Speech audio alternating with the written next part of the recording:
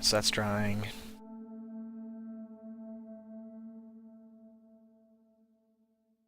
was able to get some basing done for some of my 15 mil stuff. So I'm not entirely sold that I want to do larger bases with more models on it. I'm still trying to come up with some rules for doing my 15 mil sci-fi.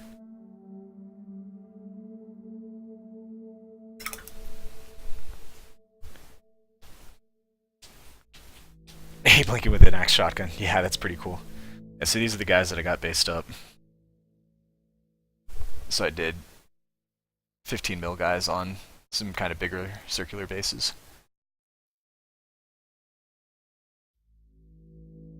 So yeah, I'm not entirely certain yet, but basically the whole idea is that, you know, this would be like a little fire team, and then, you know, you get the big, you know, like the big mechs and stuff like that to go with them. You know, tanks and robot walkers and all kinds of other stuff. So, and I've got like a bunch of extra guys that I haven't based up yet. So just got to figure out, you know, if I want to base some individually and some that are on, you know, larger bases, and just not sure yet. Not sure what to do. I'm also debating ordering a few more because I'm kind of running low on just general guys with rifles, and I've got a bunch that have like special weapons and all kinds of craziness, but not enough just regular kind of Joe infantryman guys.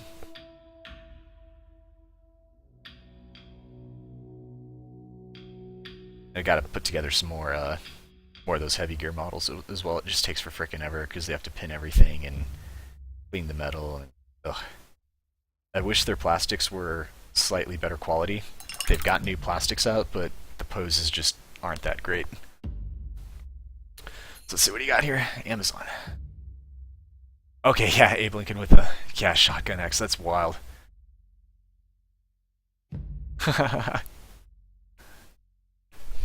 What was that movie? Abraham Lincoln. Was it Vampire Hunter? I think is what it was.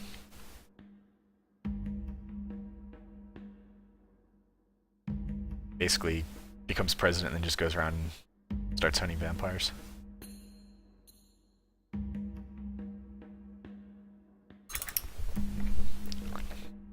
All right, let's do some washes real quick.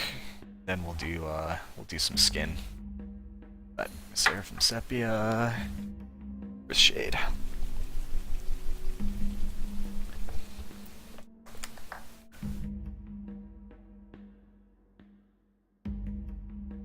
Side.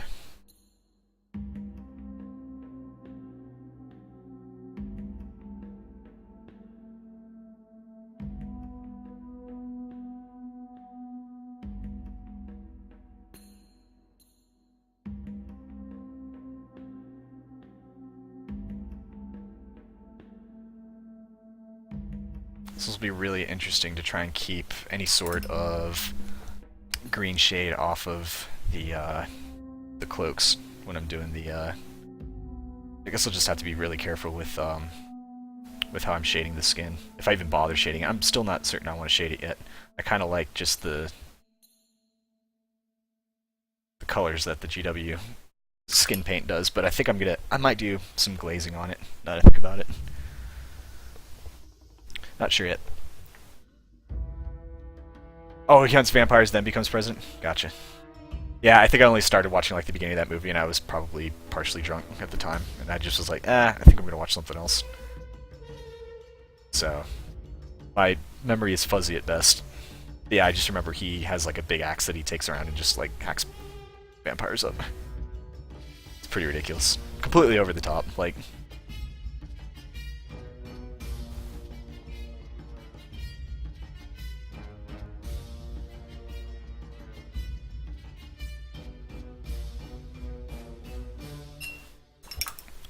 Alright, so we got those shaded. I don't even think I'm gonna bother. Maybe I'll put a little bit of shade on the on this guy's cloak. Doesn't need a lot, but just kind of like in the folds here. Just want a little bit of shade, not a lot. Doesn't really need it. It's just gonna be highlighted up from here, so.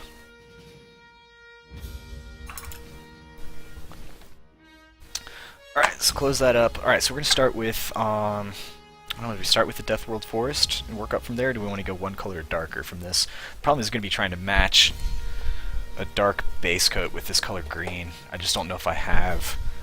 I mean, I've got this dark olive drab. Could potentially use. That's not the right color.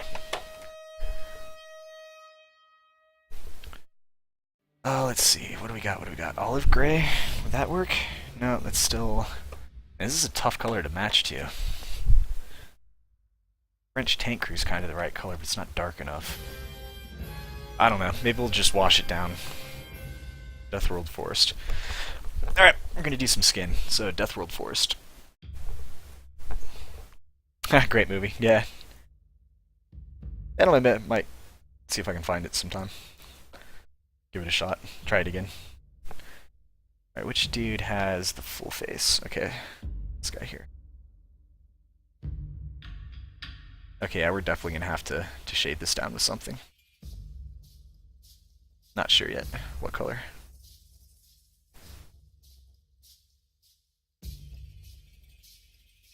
Oh, I've got my camo shade. That's right.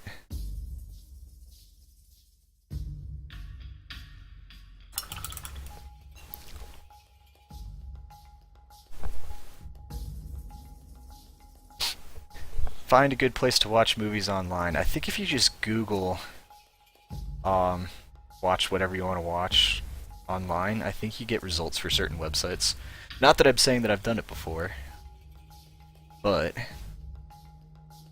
I know there are places you can go to download stuff, if you are so inclined.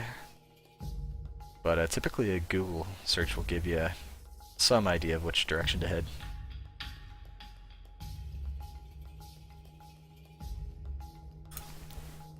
I'm gonna switch over to my smaller brush now.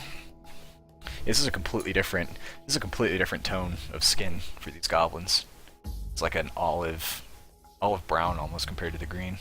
Yeah, I'll see who just download everything over the one internet cable that you guys have over there. Someone trips over it, you have to start it all over again. I had an Aussie friend at one point when I was playing WoW that would complain about the internet and basically said it was a hamster and a piece of string. And if the hamster went to sleep or if the string got tripped, it would just be like this nightmare trying to get the internet back. Obviously he was speaking in hyperbole, but it was a pretty funny exaggeration.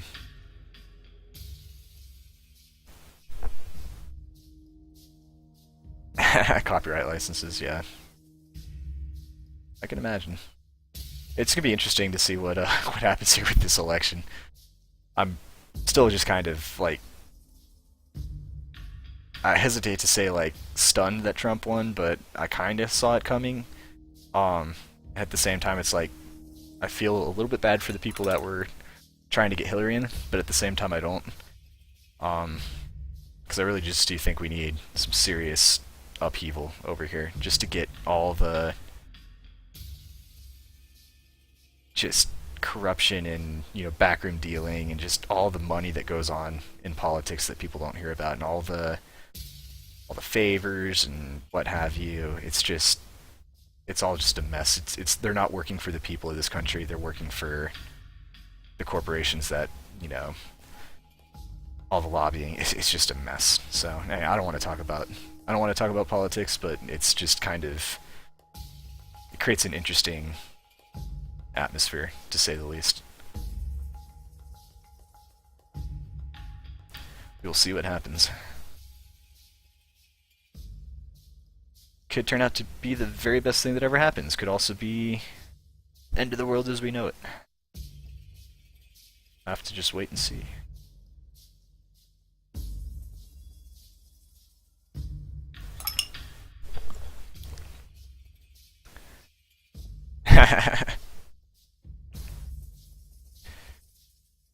Yep, I'm a firm believer that we need more than just two options. So this is the second year in a row that I've voted for third parties, just on the principle of not being satisfied with the offerings from the other two parties.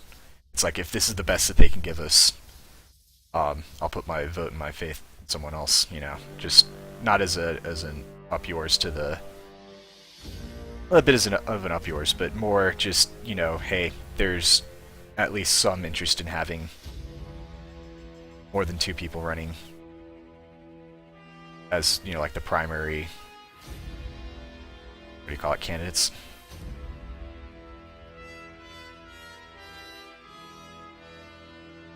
Not only that, you got see, I'm freaking talking politics. It's like you got the Democrats. The Democratic Party had a populist in Bernie Sanders. Very popular with left-wing progressive. Then you have Trump, who's also populist, very right-wing, but very much not the textbook definition of a Republican. And the Democrats decided to pit their non-populist against the Republicans' populist, and were suddenly surprised when not enough people stuck with Hillary. It's weird. Well, Colorado voted for switching back to a primary instead of a caucus, so we'll actually be able to register and vote in primaries as independents, so I don't have to be registered as a Democrat or Republican to go vote for candidates come next election cycle, which will be pretty cool. It's just kind of one step further to getting out of this two-party, bipartisan, whatever they call it, system. But, social media is already blowing up, and people are saying, we're moving to Canada, and it's like, good luck moving to Canada with their immigration laws in Mexico or Europe or anything. It's like, it's just all nonsense. It's just so crazy. It's like, I'm just glad I'm employed, and glad I'm employed in a sector that's probably not going anywhere anytime soon. Which is very nice. I'm very fortunate for that. So these two of these guys have little masks on. They're like little luchador masks. If I was really just painting these for the hell of it, I'd paint them as luchadors. It'd be so much fun to do like the capes and everything, but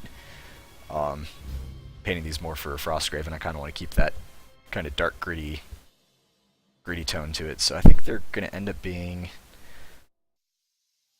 guess, just browns, I'd imagine.